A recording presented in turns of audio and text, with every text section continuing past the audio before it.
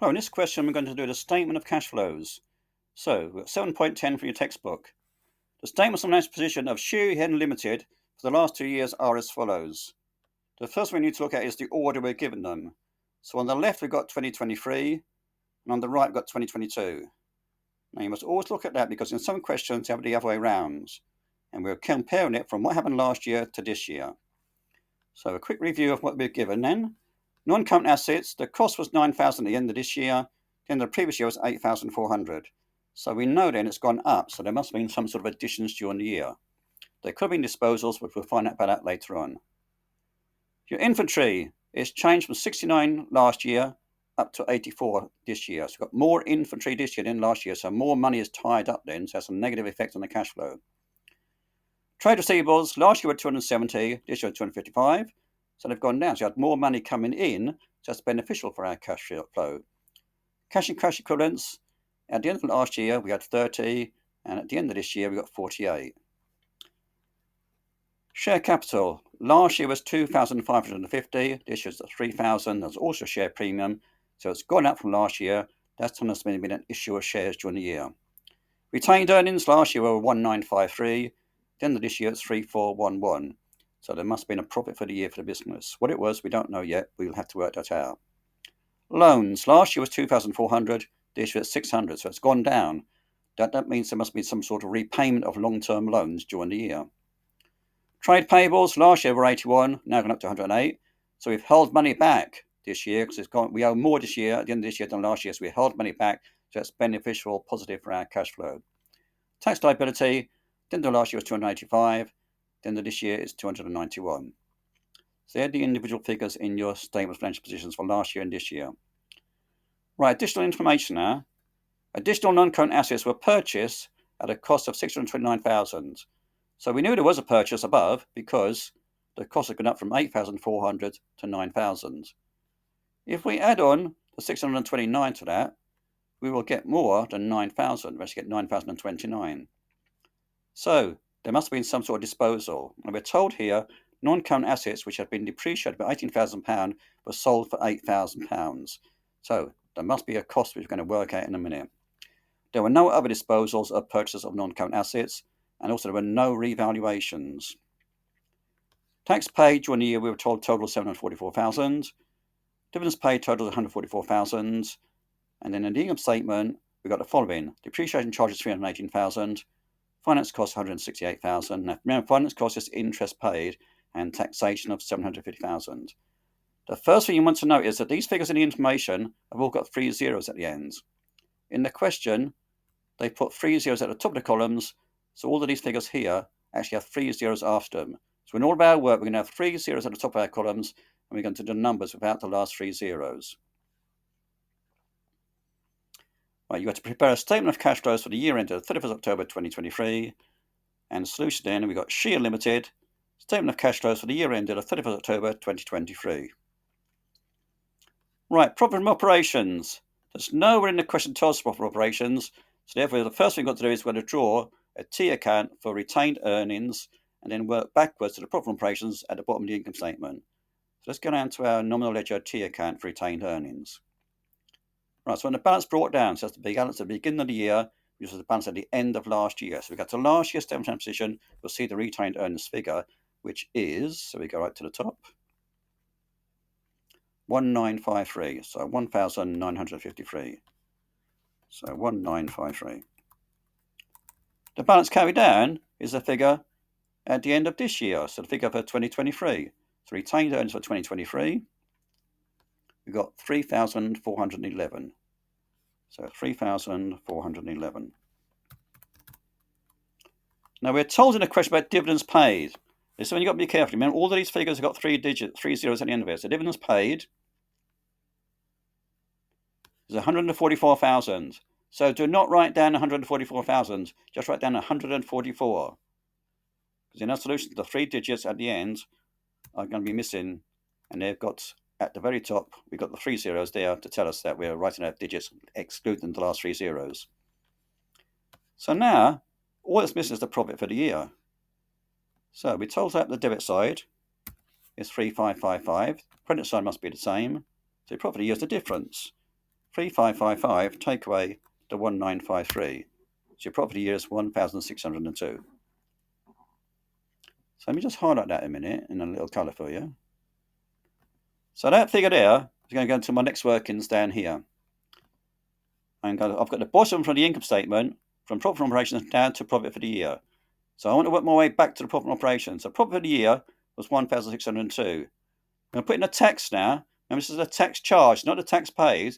So the tax in the income statement we were told in the question was 750,000. So I put 750 in there. Now the finance costs are going to go back to the information in the question. They were 168,000. I could put 168 in there then. And then that brings me back to profit from operations of 2,520. So profit for the year, you run on the tax, and you get 2,352. You run on the finance costs, and you get 2,520. So that's our profit from operations, 2,520. So back to our statement now of cash flows, 2,520 goes in there. Now depreciation, we were told it in the question, 318. Now we add that back because there's not a cash movement. Your cash flow statement's all about cash movements. So there's not a cash movement, so we add it back. Loss on disposal comes next. Right, what can we do about that then? So loss on disposal. To work out loss on disposal, we need to know what the cost was. We don't know what the cost was at the moment. So we're going to go a non-current assets cost account and fill in the information. The balance brought down will be the non-current assets at the end of last year. Now it's the cost we're looking at, not the depreciation. So the cost at the end of last year, go right to the top, was 8,400. So that goes down there. The balance carried down at the end of this year is going to be, if I go back to the top of the statement of financial position, the cost at the end of this year was £9,000, so 9,000.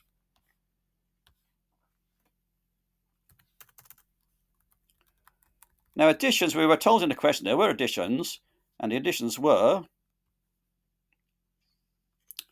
629,000, so put in 629. So now, all we've got left now is a missing figure on the right for disposals. So that'll be your 9,029, take away the 9,000. So your debit side total 9,029, your credit side must do the same, so your missing figure must be 29. Then I've got my balance brought down of 9,000. So the cost of my disposal, so that's your cost of disposal. That's what it costs us, what we dispose of. So that goes in my little calculation here now, so I've got 29. The accumulated depreciation we were told in a question was, if I go back to it now, non-current assets which had been depreciated by 18,000 were sold for 8,000. So depreciation is 18, which gives me a carrying amount, or net book value, as they sometimes still call it in exams, of 11,000. The proceeds is what we received from the sale. So proceeds we received were sold for £8,000. So the proceeds are £8,000. So we received less than the carrying amount, so we made a loss. The difference is going to be 11, take away 8, which is going to give us 3. So we made a loss of £3,000. But remember, we're not using those 3 zeros, so we just put 3 in my statement of cash flows. So again, I'm going to add that back because that would be an expense in the income statement. So I'm going to add it back to get the profit before that because it's a non-cash movement. Increase in inventories. It could be decrease. Let's have a look at the question. So inventories, last year was 69, it's gone up to 84, so it's been an increase. So that means we've got more money tied up. So the difference is 15, and if it's tied up, it means we've got less money available, so I'm going to put negative 15, so minus 15. Trade and other receivables, this is what happened with them now. Here you go, trade receivables, last year was 270, this has gone down to 255, so it's been a decrease. So we've got less money tied up than last year, and the difference there is going to be £15 as well. So there's less money tied up, we've got more money available, so that's going to be £15. But they're both 15, that's coincidence, that is. Right, increase in trade payables. So trade payables, last year were 81, now we're 108. So it's gone up by £27 there. That's beneficial to us because we're not paid them, we've got more money available. So it's an increase and improvement in our cash flow. So it's positive 27.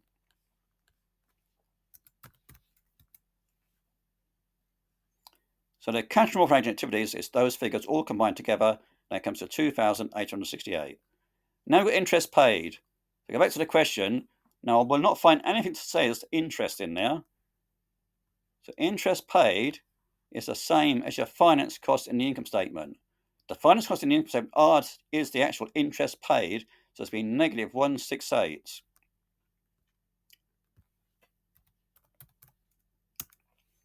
Income taxes paid, it tells us that in the question. Taxation paid totals 744,000, so it's going to be 744. So the net cash from operating activities is £1,956 now. Cash flows from investing activities. The first one we have is purchase of non-current assets. Now again, we were told it in the question. So go back to the information. The purchase of non-current assets were 629,000. So it's money going out, so it's negative 629. Proceeds from the sale of non-current assets, we were told that. We received £8,000 coming in. So it can be positive 8.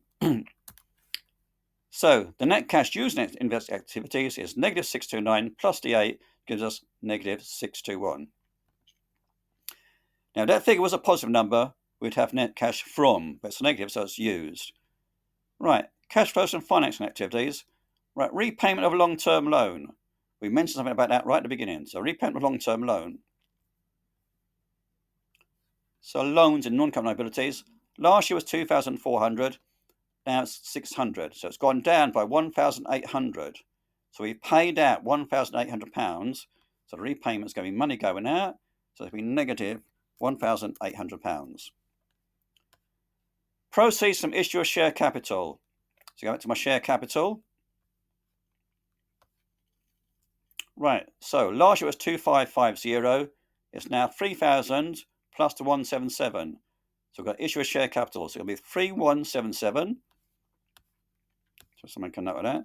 So positive 3,177 minus whatever last year's figure was, which was 2,550. So we've got money coming in there from an issue of share capital of £627. Dividends paid. We're told dividends paid in the question. So back to the question. Dividends paid totaled £144,000. So it's going to be 144. It's going to be negative because it's money going out.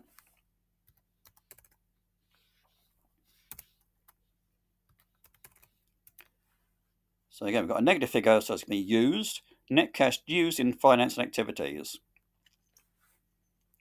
So now the net decrease in cash equivalents, now it could be an increase, it depends. You combine the 1956, take away your 621, take away your 1317. In this case, we get a positive number there, so it's going to be 18. So if that's only a net decrease, it will be a net increase. So if it's positive, it's an increase.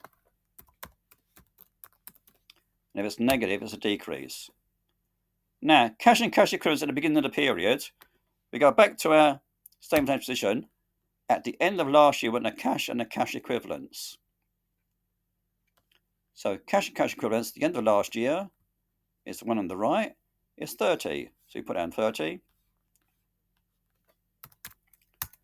And then we do a little sum. So that increased in the year is 18. We start off with 30. So therefore, that's telling us we end up with 48. Now, as I said before, you can now work out if the answer correct or incorrect. We're going to go to the cash equivalents at the end of this year. If it's 48, then we've got it correct. So I'm looking at cash and cash equivalents at the end of this year. Here we go, it's 48. So that's telling us we've got our statement of cash flows correct. All right, I hope that was straightforward for you. If you have any questions, let me know. Thank you very much then. Bye-bye.